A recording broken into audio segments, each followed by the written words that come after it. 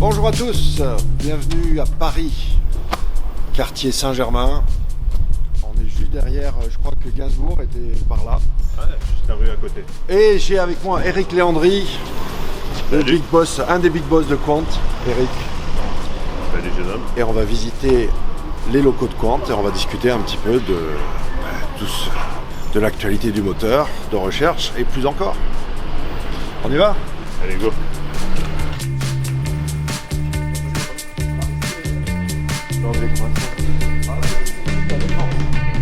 T'avais quoi, le choix, la Défense ou Saint-Germain? T'as pris Saint-Germain.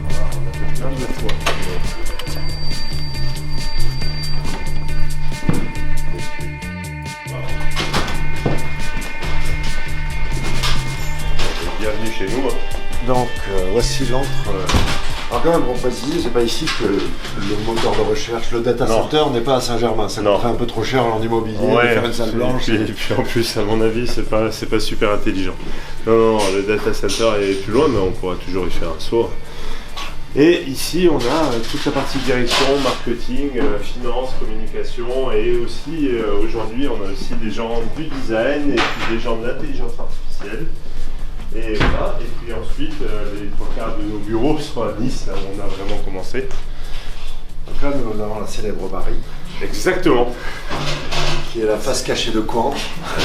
Ça, c'est important. Marie est une des pièces angulaires de Quant. Bon, moi, je m'enlève le manteau. Expliquez-moi quand même la déco, là. Qu'est-ce qui s'est passé, là? C'est dommage qu'il n'y a pas Sophie pour expliquer la déco. Qu'est-ce que ça dit? Privacy. Privacy, ah ok, d'accord. En fait, c'est une animation qu'on a fait à la Nuit du Hack en 2015. Ouais. Et donc, on a fait venir un graffeur qui a fait ça pendant toute une matinée. Et du coup, on a gardé la toile et puis ça décore nos bureaux. Arnaud, toi, qu'est-ce que tu fais chez Quant? Et tout ce qu'on peut relier sur les réseaux sociaux, donc c'est la production de contenu et le blog. Vous couvrez toute la gamme? Vous avez Pinterest, Snapchat et tout le tralala, ou c'est juste Twitter, on est Facebook? que sur Twitter et Facebook. Ouais. Et on a aussi un compte Instagram. D'accord. Qu'on relaie pour l'image et les opérations comme ça, très visuelles, qui sont bien reliées là-dessus. Mais en grande partie aussi le blog, on produit pas mal de contenu sur le blog. Et on va pas trop les déranger parce que là, c'est les cerveaux qui fument. Enfin, pas qui fument, mais c'est le cerveau qui fume. Par contre, tu veux me déranger. Ça va. C'est bon, ça fume pas trop. Les gens des réseaux sociaux, on sait que... Non, ça bosse. Bon, on va s'installer avec Eric et on va aller discuter alors. Attends, mais il y a l'autre côté aussi. Il y a l'autre côté aussi. C'est pas les gens. Donc ici, on est dans... Bonjour. Donc là, qu'est-ce que vous faites? C'est le marketing. Ça, c'est les marketeuses, c'est ça? Non. Marketeuse, tu les as vus avant? Il manque Sophie qui est pas là. Ils vont se présenter, vas-y. Alors, Vas-y Mika. Lucas. Mika revient. Mika, moi je m'occupe des partenariats et du développement au niveau international. D'accord. Au suivant. Moi, je m'occupe des projets de R&D, D'accord. sur l'aspect administratif, crédit d'impôt recherche, ce genre de trucs. Ah, moi, c'est essentiel. Next. Moi je suis Jean-Baptiste, je suis DG adjoint. D'accord. Et toi? Chez Mozilla. Moi je suis Pierrick et je suis designer. Et il arrive du MIT. Passant par ça. Il s'ennuie. Et de Mozilla. Non, Mozilla, il est là. Ah, regarde. là-bas, Mozilla, Le d'accord. monsieur là-bas. Et David, qui est de l'autre côté aussi, il arrive de Mozilla. D'accord. Exactement. Et le jeune homme qui est là, d'ailleurs, on va le faire venir dans pas longtemps. Ça va vous montrer des choses que vous n'avez pas encore vues de Quant, comme ça au moins. Ah. Ça fera des choses en plus sur les vidéos. Ça marche, il paraît? Bon, allez, on va discuter. Merci. On est installé au chaud parce que c'est vrai que le mois de novembre à Paris, j'étais un petit peu frigorifié. Pour repartir au départ, moi j'aimerais savoir comment repartons à la base. Donc tu avais Pertim, qui est un moteur de recherche B2B. Ouais. Donc déjà, qu'est-ce que c'est qu'un moteur de recherche B2B? Bah, tu sais, c'est un moteur de recherche qui s'installe dans les sites des partenaires et qui permettent d'indexer les datas qu'ils ont. Et ensuite, tu fais des recherches derrière, plutôt connues, parce que Pertim, par exemple, c'est le moteur de recherche de page jaune. Donc, ouais. Et ça fait aussi le page jaune qu'on appelait, tu sais, quand quand il y a 15 ans, on appelait encore pour avoir des informations de page jeu, ben, même ceux qui répondaient au téléphone, ils utilisaient Pertim pour faire la recherche. Ouais. Tu vois, c'est tel numéro de téléphone à tel endroit, donc c'est assez similaire à un moteur de recherche grand public, peut-être avec le spam en moins déjà. alors, en fait, ce qui se passe, c'est que tu n'as pas toute la partie crawl. Ouais. Tu n'as pas toute la partie crawl et index. Tu fais spam. de l'indexation, exactement. Bon, spam, je t'en parle même pas. La partie spam, c'est bon. C'est ma spécialité. Ah, Donc, ben ça, donc après, qu'est-ce qui s'est passé pour créer Quant à partir de comment on démarre un moteur de recherche grand public? d'abord, il faut trouver un angle. Ouais. Parce que tu sais, quand tu fais du B2B, mais ça, on se l'a dit déjà 100 fois, Google, c'est quand même des génies. Le truc était magnifique de 98 à 2009, et trouve-moi une critique de 98 à 2009. Puis 2010, il y a les nouveaux qui débarquent, Larry et Sergey, et ils disent, ben, c'est plus un moteur de recherche, c'est un univers, ils commencent à te faire des verticaux, ils indexent pas le social, ils arrêtent là. Et quand on se dit, tiens, il y a un angle, il y a quelque chose qui pour la première fois n'est pas dans Google, déjà c'est étonnant, parce que jusqu'à présent, les types faisaient mieux que tout le monde, avec plus de moyens que tout le monde, plus d'argent que tout le monde. Et quand tu as un angle, tu te dis, mais attends, c'est débile, le seul coin du monde où il y a 95% de domination de ce moteur, c'est l'Europe, Middle East et Afrique. Le reste, c'est pas le cas. Donc pour une fois, il y a un angle, il laisse un angle ouvert, bah, tiens, on va essayer de faire du B2C, parce qu'il n'y a aucune raison que l'Europe ne se mette pas à faire du B2C. Mais est-ce que c'était pas aussi même une responsabilité quelque part morale de dire vous pouviez le faire, donc vous deviez le faire? Ben, ça c'est sûr, mais en plus, comme disaient d'autres bien plus fameux, tu sais, comme on ne savait pas que c'était impossible, alors on s'est dit qu'il fallait commencer, tu vois. Donc et l'idée globale, c'est non seulement c'est moral, mais c'est même politique. Pas politique au sens d'aller voter pour les primaires ou les secondaires. Politique au sens de se dire, si on fait rien en Europe pour faire des outils pour le grand public, ben alors on a juste des ingénieurs de très haut niveau qui font plein d'outils B2B, comme faisaient Pertim et les autres. Et quand tu fais que du B2B, ben tu le revends ensuite aux Américains qui te montrent comment on fait des milliards en B2C. Tu vois, c'est tout bête. Mais à la fin de la journée, le problème, c'est que malheureusement, l'argent part là-bas. Les impôts partent là-bas, les gens partent là-bas, et nous, on se retrouve ici à payer pendant des années, tu sais, des ingénieurs géniaux. Chez nous, la fac, c'est quasi gratuit, l'école, c'est quasi gratuit, donc tu te retrouves à avoir des ingénieurs de très très haut niveau qui ont coûté quasiment rien, leurs études n'ont rien coûté. Aux US, ça aurait coûté des centaines de milliers d'euros de créer les mêmes personnes, ça vaut une fortune, il faut trouver des bourses, il faut tout trouver. Ici, tu les as formés. On les a payés, on a payé la R&D, et puis après, on donne des sous aux voisins. C'est sympa, mais... Alors, c'était parti, si je me souviens bien, il y avait 2 mecs dans des appartes. À Nice. Mais il faut que vous descendiez, parce qu'on a toujours les appartes, on a aussi le premier local, donc on les a gardés. Donc comme ça, vous voyez, comme ça, vous voyez d'où ça peut partir. Il y avait le fameux Stéphane, l'autre, je ne le connais pas. Jean-Charles, il fallait le voir. Et il y a Thomas aussi, il y a 2, 3. Et donc, bon, après, faire un moteur de recherche, moi, de grand spammeur devant l'éternel, je me souviens avoir même repris les flux RSS de MSN, les flux RSS des requêtes, mais j'ai vu ma limite, notamment la capacité à pouvoir héberger tout ça. Ouais. Donc faire un moteur de recherche, c'est pas forcément très compliqué, surtout quand tu pars d'une base. Ouais. Maintenant, c'est vrai que la grosse complexité, c'est le crawl. C'est ça le gros casse-tête, parce que faut bien dire, le web c'est quand même bien pourri, quoi. Ouais. Aller décortiquer l'info et c'est pourri, et puis après il y a des gens qui te rendent encore un peu plus pourri pour spammer un peu. Hein. Allez. Et il y a des gens qui le pourrissent un peu plus. Mais bon, on parlera de petits détails comme ça, des problématiques de crawl après. Mais le crawl, c'était pas la première étape. Parce que quand tu crées un moteur de recherche, explique-moi, mais tu as 2 options. Soit tu pars de zéro, soit d'une base existante. Ouais. Les Américains font tout le temps ça, ils partent tous d'une base existante. Il n'y a que les Européens qui font l'inverse, parce que nous on est trop forts, donc on part tous avec la baie et le couteau, et on y va comme en 14, on n'a rien, et c'est parti pour un tour. Le problème c'est que quand tu fais ça, personne vient sur ton site.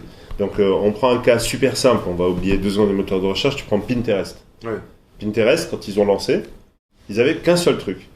c'est-à-dire une idée. Et l'idée, c'était de dire on va indexer toutes les photos et des mecs vont les commenter et c'est ça qu'on va revendre aux gens dont on a piqué les photos.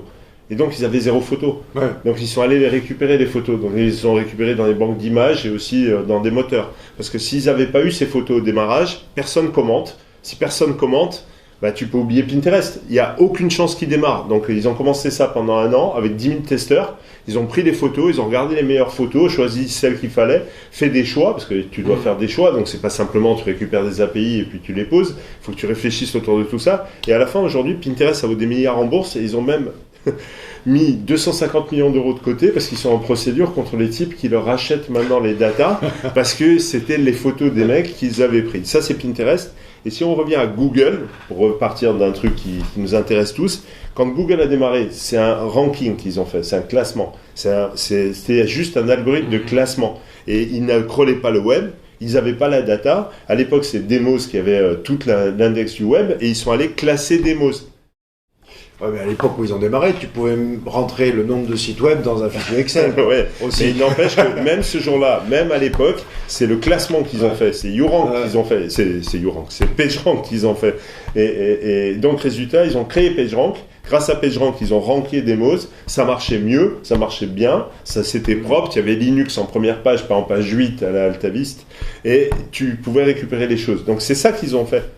Et une fois qu'ils ont fait ça, ils sont passés à Google. Airbnb a piqué la base de données de Craigslist. Ouais. Je veux dire, tu parles de l'exemple. Alors, comment le fameux bad buzz d'origine sur Quant qui disait bon, ben attendez, c'est que une interface sur Bing.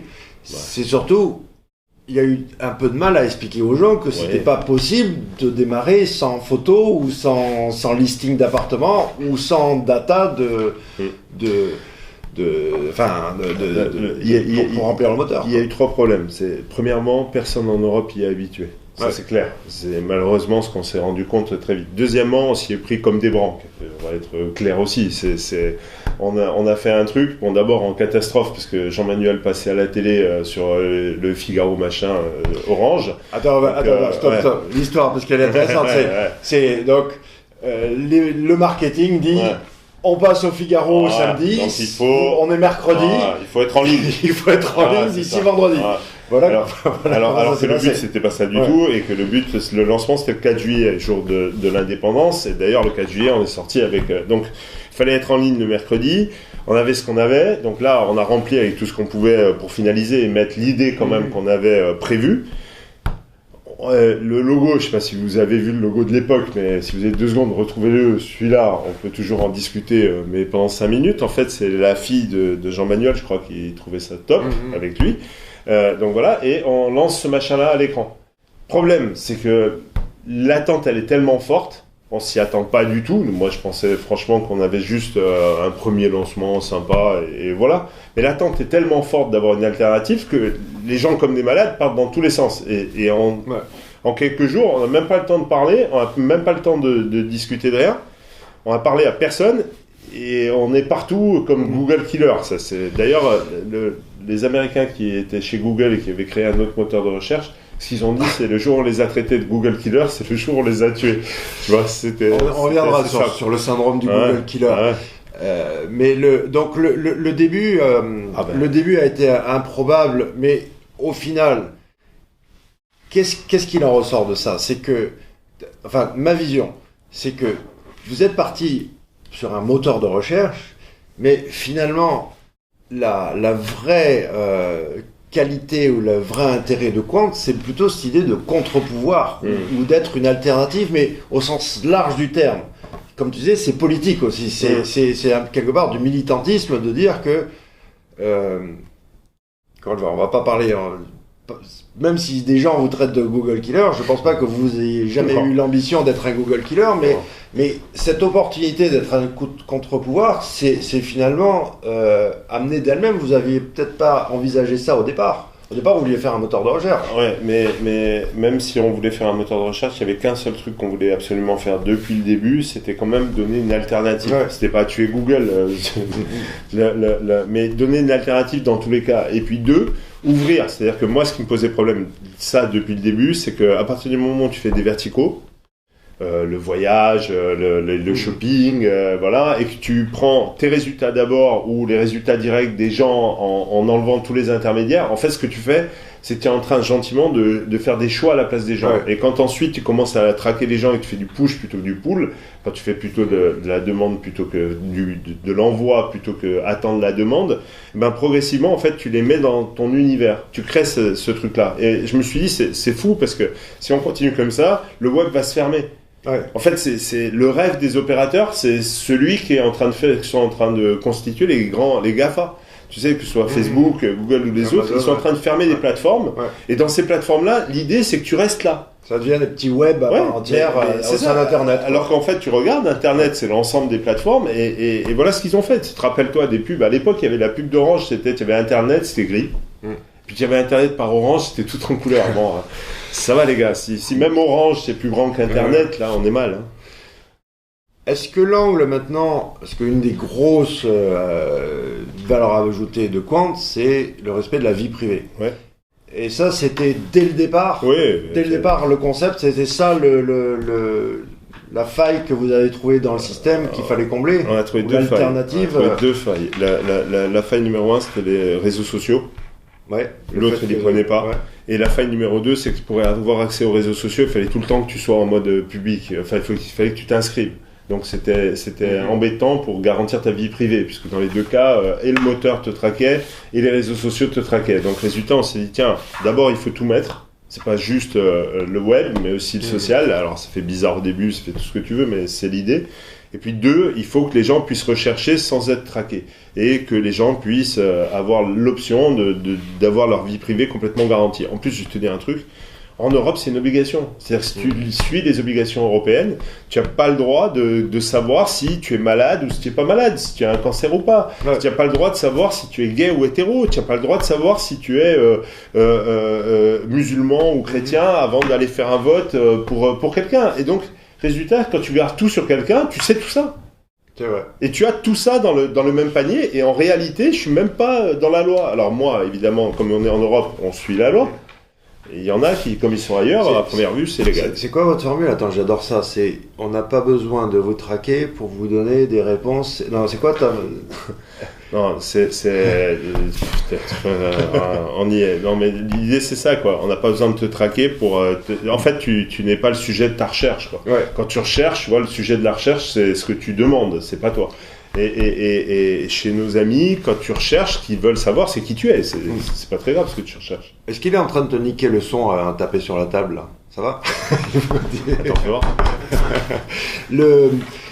Parce que, aussi, il y a quand même cette fâcheuse tendance de la Silicon Valley à avoir transposé la data, donc le tracking, c'est ça la vraie monnaie d'échange aujourd'hui. Ouais. C'est devenu tellement une obsession, le profiling, etc., que ce n'est plus que ça qu'on valorise, et ce n'est plus que ça. Les boîtes, elles n'ont aucune valeur ajoutée. Qu'est-ce qu'ils ont d'autre à mettre en avant ? Mais tu vois, ce qu'il y a de fou, c'est qu'ils ont des beaux services. Tu prends Twitter, malgré tout, ils ont créé un service qui permet de parler au monde entier.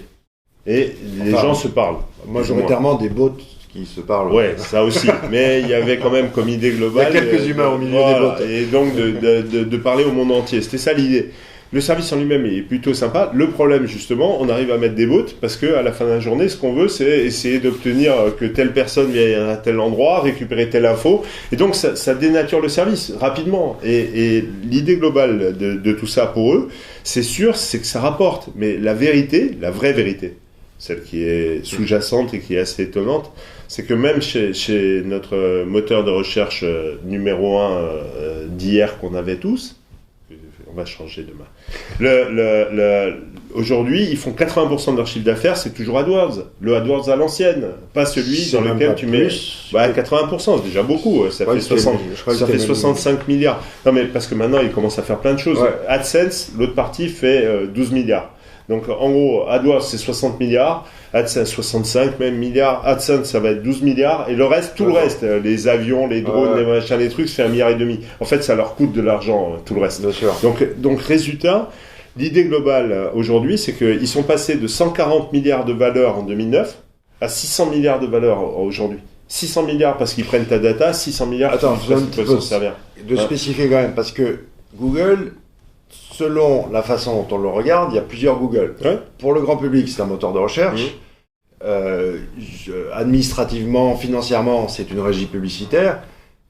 Et pour les fondateurs de Google, Google, c'est juste un porte-monnaie illimité pour rendre réalité leur délire de geek. C'est un peu ça, quoi. Ouais, c'est vraiment ça. Sauf que c'est même plus des délires de geek. On est en train d'aller beaucoup plus loin. Mais bon, c'est vraiment ça. Donc là où tu as entièrement raison, c'est la plus grande régie publicitaire du monde. Et la plus grande régie publicitaire du monde doit faire de la croissance. Ouais. Et pour faire de la croissance, quand il y a une régie publicitaire, faire de la publicité, c'est un peu idiot. Ce qui est la réalité, et je cesse de le répéter, mais Google aujourd'hui, le moteur de recherche, n'est plus qu'une vitrine pour les publicités de Google. Et c'est pour ça aussi que ça devient un moteur de réponse, et c'est pour ça que y a l'évolution du système de ranking n'existe plus. Là, c'est figé. Maintenant, ils sont partis dans des délires de machine learning, mais je pense qu'il n'y a même plus aujourd'hui à la tête de Google, depuis qu'Amit Singhal est parti, est-ce qu'il y a quelqu'un qui maîtrise l'algo, qui sait que le H1 il vaut tant, plus que le H3, plus que le alt, plus que machin. De toute façon, ce qu'ils disent maintenant, c'est que ce qui maîtrise l'algo, c'est l'intelligence artificielle. Bon, alors le problème, je sais pas ce qui est vrai ou faux, mais en tout cas, si c'est l'intelligence artificielle qui maîtrise l'algo, il n'y a plus personne pour récupérer l'algo. Ça c'est garanti, parce qu'au bout d'un moment, il y a tellement de paramètres à changer, les paramètres changent un peu tout le temps, et c'est souvent lié à qui ils ont envie de virer. Donc, résultat de l'histoire, fin de la journée, je pense qu'il n'y a plus un seul humain pour mettre les mains dans le cambouis et se dire tiens, attends, on va récupérer telle chose pour que ça devienne neutre. Parce qu'aujourd'hui, il y a les biais qui ont été choisis et l'intelligence artificielle, tu sais, c'est la même chose que dans les salles de marché. Quant, nous, ça vient des QANT, c'est les mecs qui font les matrices sur les salles de marché. Donc si tu regardes bien, dans une salle de marché, tu sais, on a fait tout un tas d'algorithmes et les algorithmes les plus malins sont ceux qui suivent les achats et les ventes en bourse. Donc, qu'est-ce qu'ils font ? Dès qu'ils voient qu'il y a quelque chose qui décolle, hop, ils se mettent comme un malade à y aller. Et ils y vont très vite. Mais tellement vite que tu n'as même pas le temps de finir, toi, ta transaction, d'appuyer sur le bouton pour la payer, qu'eux, ils en ont déjà fait pour des millions de dollars.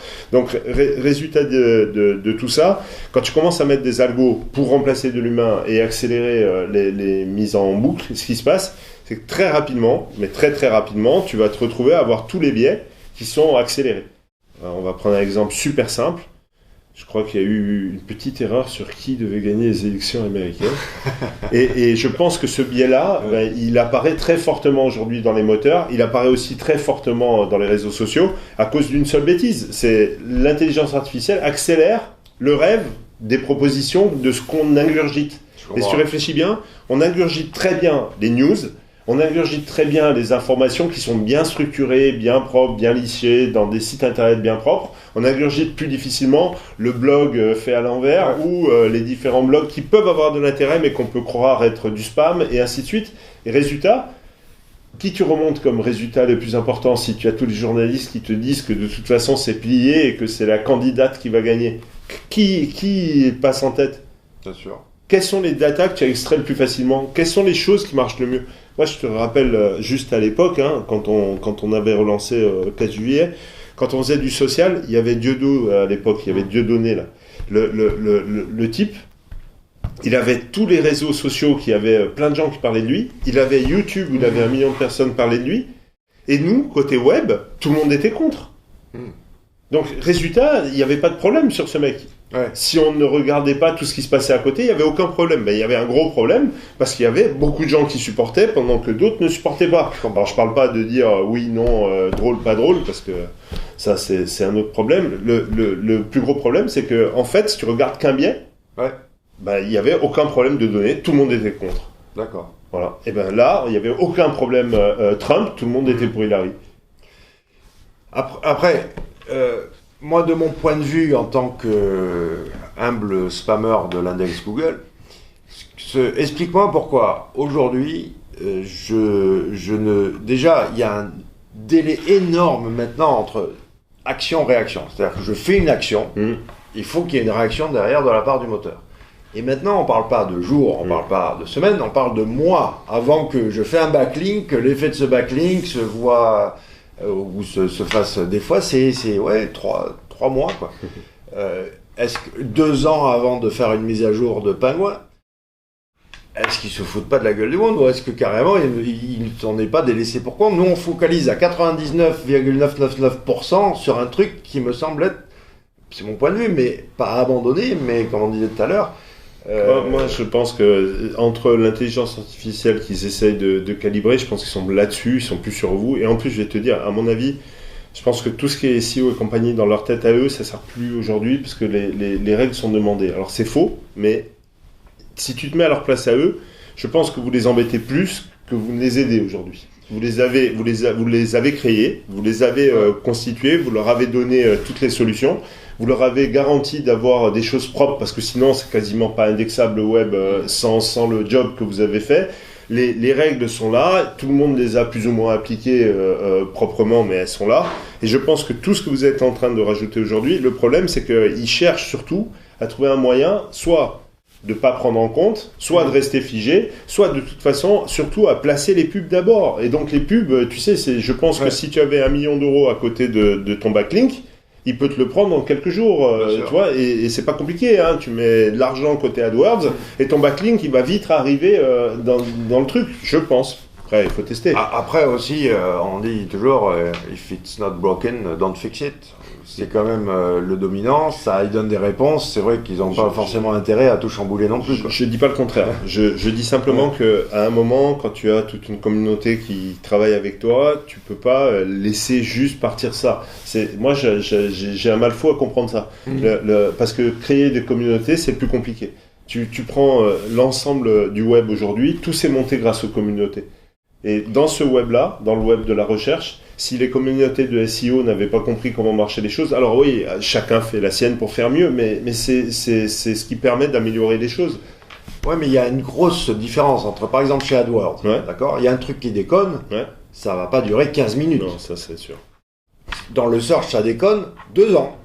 Enfin, 2 ans avant de nous faire la mise à jour. Ouais. C'est quand même il y a le delta là, il est pas, enfin, c'est énorme. Mais là où tu as raison, regarde, il y a des gens qui sont partis, il y a des gens qui sont revenus et des gens qui sont partis, c'est des gens que tu n'aurais jamais laissé partir. Ouais. Donc, au bout d'un moment, là où tu as raison, c'est que, à mon avis, là où c'est vrai, c'est qu'aujourd'hui, ils n'ont pas de problème de masse. C'est-à-dire qu'ils n'ont pas de problème de personnes qui crient tous les jours au scandale parce qu'ils n'apparaissent pas. Il y a 2 points, à mon avis. Tu prends l'Europe, si tu n'es pas dans Google, c'est que tu n'existes pas. Encore 80% des gens. Donc si tu n'es pas dans Google, si tu n'apparais pas dans Google, il y a 2 choses. Tu vas appeler ton SEO pour crier ou tu vas aller payer du AdWords pour apparaître. Et de plus en plus, ils vont aller payer du AdWords. Donc progressivement, les gens se sont mis dans la tête que le moteur marche très bien. Tout à fait. Qu'il n'a jamais de problème. Que les réponses sont bonnes. Moi, je vois chez nous, il y a des gens qui nous utilisent 90% du temps et qui de temps en temps vont chez Google en pensant que ça va aller mieux. Et puis, ils trouvent pas mieux, alors ils reviennent. Mais ils y vont quand même en pensant que c'est mieux. Alors, de temps en temps, ils trouvent mieux. J'ai des listes entières de trucs où ils trouvent mieux. C'est bon. Donc, c'est pas ça mon truc. L'idée, c'est forcément bon. Disons que, moi, mon point de vue, c'est aujourd'hui, tous les moteurs de recherche donnent la réponse. Que ce soit Quant, Google, Bing, peu importe. Après, c'est sûr que quand tu commences à fouiller un peu plus, que tu veux être beaucoup plus précis, là oui, on voit la supériorité de Google. Bien sûr. Mais après, pour chercher la grosse... Enfin, je pense que ça représente la majorité, la vaste majorité des requêtes de Monsieur Tout-le-Monde. Peu importe le moteur.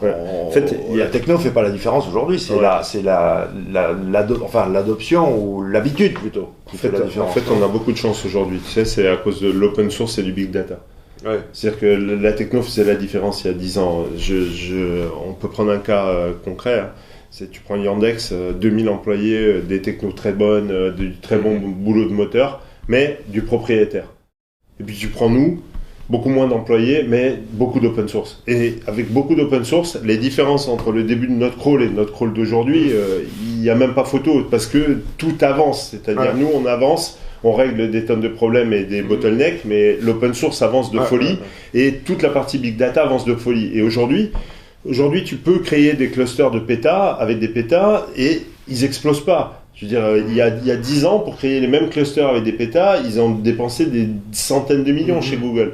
Aujourd'hui, avec la même chose en open source, tu peux faire autre chose. Donc là où tu as entièrement raison, c'est que la techno, aujourd'hui, on peut rattraper ce que tu vas trouver chez Google. Et il y a même des choses comme l'intelligence artificielle, la reconnaissance d'image, des choses comme ça, où des fois, tu es au coude à coude, mais vraiment au coude à coude, avec des choses qui sont très proches. Tout à fait. Donc résultat, on a vraiment cette chance aujourd'hui d'avoir la possibilité d'avoir les technos pour gérer le film. Alors après, les bottlenecks, il y en a plein. Je ne parle même pas des serveurs qu'il faut acheter, des types d'installs qu'il faut faire, parce que sinon, ton truc open source, il tient la route. Mais le truc le plus important pour moi, aujourd'hui, c'est la techno, elle est là. Après, c'est quand même que progressivement, on comprenne ce que cherchent les gens.